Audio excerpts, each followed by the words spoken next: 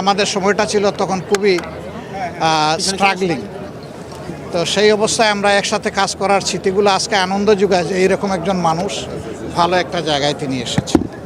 এবং যেহেতু তিনি পুড় খাওয়া মানুষ, আমরা আশা করব দেশ এবং জাতির প্রতি তার কাছ থেকে অন্তত কোনো ইনসাফের ব্যতিক্রম কিছু হবে না। তিনি ইনসাফের ভিত্তিতেই সবার সাথে আচরণ করবেন এবং এই সপোর্টটাও আজকে ইনি নিয়েছেন। এইটাই আমার কাছে আজকের মুহূর্তে মনে হচ্ছে যে কঠিন সময়ের একজন রাজনৈতিক সহকর্মী তিনি আজকে প্রেসিডেন্টের আসনে মূল্যায়িত হয়েছেন, এটা আমার জন্য আনন্দের বিষয়। Thank you. আর কিছু ভালো থাকবেন।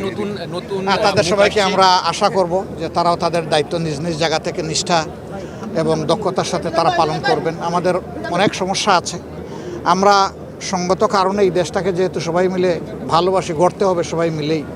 বিরোধী দল হিসাবে আমরা বলে আসছি আগাগোড়া যে আমরা অতীতের বিরোধী দলের যে কালচার তৈরি হয়েছিল ওই কোনো কালচার আমরা ফলো করব না।